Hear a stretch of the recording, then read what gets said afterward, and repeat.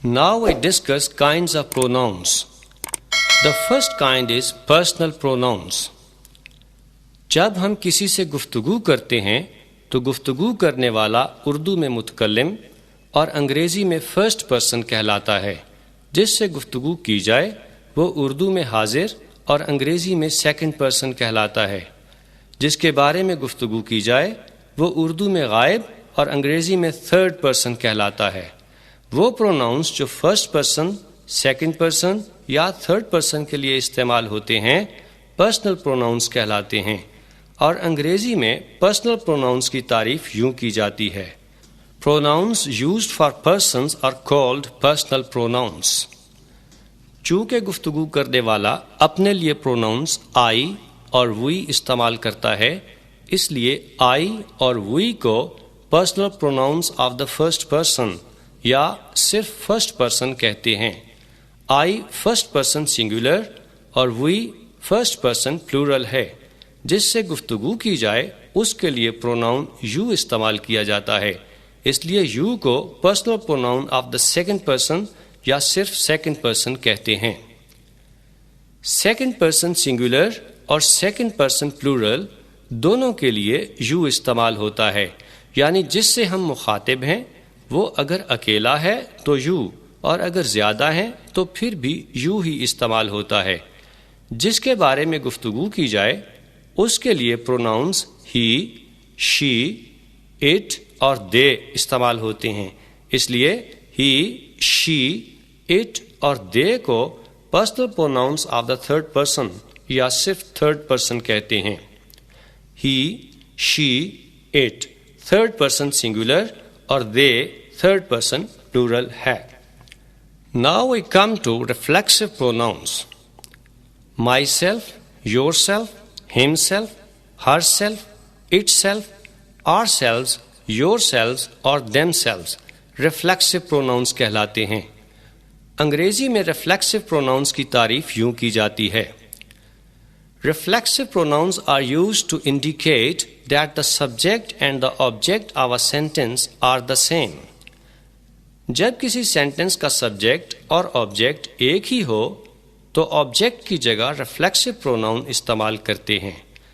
Reflect کا مطلب ہے پلٹ کر آنا، لہٰذا جب کام سبجیکٹ کی طرف ہی پلٹ کر آئے تو ریفلیکسو پروناؤنز استعمال کرتے ہیں. ایگزامپلس دیکھیے: Aslam was talking to himself. Aslam اپنے آپ سے باتیں کر رہا تھا. اس فقرے کا سبجیکٹ اسلم ہے اور آبجیکٹ بھی اسلم ہی ہے، یعنی فقرے کا مفہوم ہے Aslam was talking to Aslam, اس لیے آبجیکٹ کی جگہ ریفلیکسو پروناؤن ہم سیلف استعمال ہوا ہے. آئی ہرٹ مائی سیلف. میں نے اپنے آپ کو زخمی کر لیا. زخمی کرنے والا اور زخمی ہونے والا دونوں سیم ہیں، اس لیے آبجیکٹ کی جگہ ریفلیکسو پروناؤن مائی سیلف استعمال ہوا ہے. اسی طرح She saw herself in the mirror. اس نے اپنے آپ کو آئینے میں دیکھا. Iram blamed herself for the mistake. Iram نے اپنے آپ کو اس غلطی کا الزام دیا. He ruined himself. اس نے اپنے آپ کو برباد کر لیا. You express yourself very imperfectly. تم اپنا اظہار بہت ناقص طریقے سے کرتے ہو.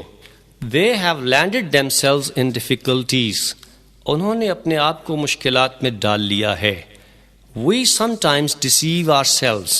بعض اوقات ہم اپنے آپ کو دھوکہ دے دیتے ہیں.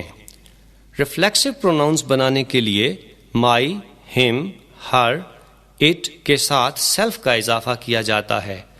آور اور دیم کے ساتھ سیلوز کا اضافہ کیا جاتا ہے، جبکہ یور کے ساتھ سیلف اور سیلوز دونوں کا اضافہ ہو سکتا ہے.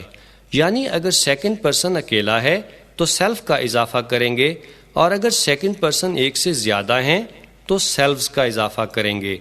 یہ یاد رکھیں کہ ریفلیکسو پروناؤنس فقرات میں ورب کے بعد استعمال ہوتے ہیں کیونکہ یہ آبجیکٹ کی جگہ استعمال ہوتے ہیں اور آبجیکٹ ورب کے بعد آتا ہے. Now we come to emphatic pronouns. انہیں emphasizing pronouns بھی کہتے ہیں. جب myself, yourself, himself, herself, itself, ourselves, yourselves اور دیم سیلوز فقرے کے سبجیکٹ کو زوردار بنانے کے لیے استعمال ہوں یعنی فلاں کام فقرے کے سبجیکٹ نے بذات خود کیا ہے تو پھر یہ ایمفیٹک پروناؤنس کہلاتے ہیں۔ انگریزی میں ایمفیٹک پروناؤنس کی تعریف یوں کی جاتی ہے: Emphatic pronouns are used to lay emphasis on the subject of a sentence. Examples دیکھیے: She herself cooked the food for all of us. اس نے بذات خود ہم سب کے لیے کھانا پکایا۔ اس بات کو بیان کرنے کے لیے کہ کھانا پکانے کا کام اس نے بذات خود سر انجام دیا، herself استعمال کیا گیا ہے۔ اس لیے اس سینٹنس میں herself emphatic pronoun ہے۔ He himself admitted his fault. اس نے خود ہی اپنے قصور کا اعتراف کر لیا۔ اس سینٹنس میں himself emphatic pronoun ہے۔ We ourselves saw the thief running away with the goods. ہم نے بذات خود چور کو سامان کے ساتھ بھاگتے دیکھا۔ They themselves denied the report.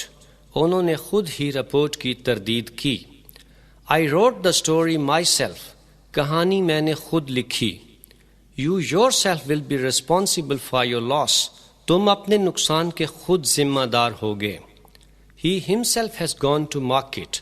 وہ خود ہی مارکیٹ گیا ہے۔ The village itself is not very large.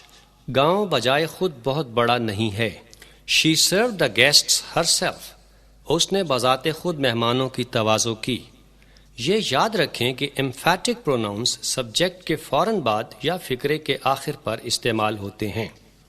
امید ہے کہ آپ یہ بات سمجھ گئے ہوں گے کہ myself, yourself, himself, herself, itself, ourself, yourself اور دیم سیلف کو جب تک ہم کسی فقرے میں استعمال ہوتا نہ دیکھ لیں، ہم نہیں کہہ سکتے کہ یہ ریفلیکسو پروناؤنز ہیں یا ایمفیٹک پروناؤنز، کیونکہ کسی فقرے میں ان کا استعمال یعنی فنکشن بتاتا ہے کہ یہ کس حیثیت سے فقرے میں استعمال ہو رہے ہیں۔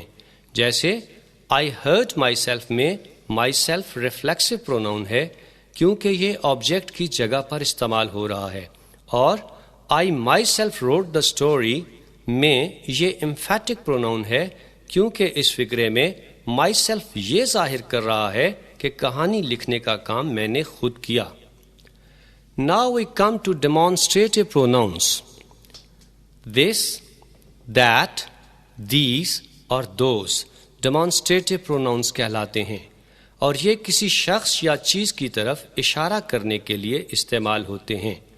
انگریزی میں demonstrative pronouns کی تعریف یوں کی جاتی ہے: Demonstrative pronouns are used to point out the object which we refer to.